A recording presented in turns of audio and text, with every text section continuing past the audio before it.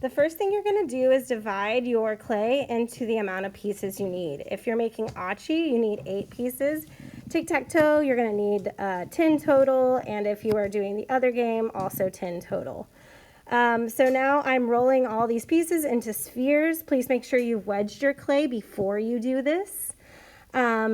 If your clay starts to crack or dry out as you do this, remember to add water to it and smooth out the cracks, because those cracks are going to grow as you start to build and as your clay starts to dry out.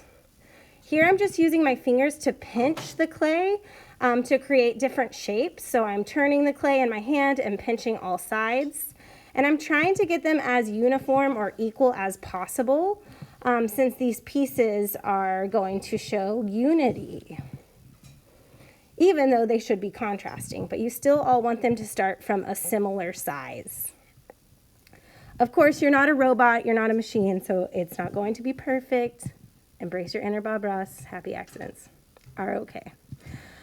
Here I am scoring to add the spikes of my purple sea urchin. And I'm marking out the score marks now just so I know how many I plan to build. And here I kind of rolled a small coil and I'm pinching the edges of that coil to turn it into a point. Once again, make sure you've got some moisture on your fingers for this, because small pieces want to crack more than larger pieces.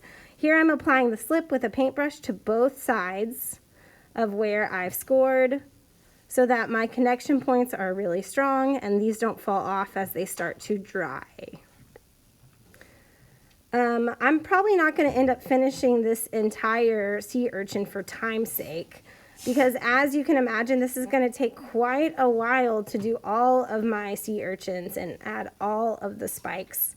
Once you've attached things to your pieces, you can always pinch and shape them a little bit more as you go. Here I'm smoothing down the sides of the points so that my connection is super strong, so that once again these pieces don't fall off as they start to dry. If it's not turning out how you planned, make some changes as you go. Here I'm using some cutting tools to cut the pieces down. Whenever you cut from a piece of clay, you want to draw first and then cut deeper. That way if you mess up, you can just smooth them in. Here I'm rolling a coil, so just a small skinny stake to be part of my kelp, because when I tried to cut from a slab, it didn't work as I intended. So try different building methods to get different effects. You could use coil, you could use slab building, or you could use pinching and molding. Here I'm scoring the clay to attach all of these little tiny kelp pieces.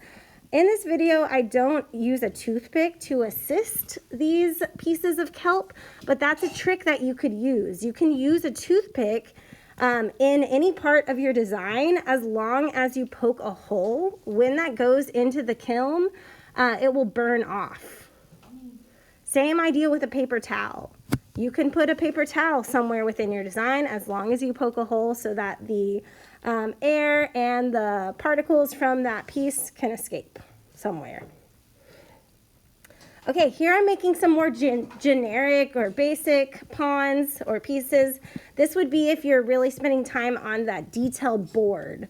So here I'm just trying out a few different ways to shape or mold the clay to see what I like. So I have one that's more of like a checker style, one that's more of a pawn, one that's kind of curved, one that's just a basic sphere that's flattened on the bottom. And then on all of your pieces, you have to label them. You have to put your initials and the number of your class period so that these pieces don't get mixed up in the kiln. All right, happy art making. Can't wait to see what you create.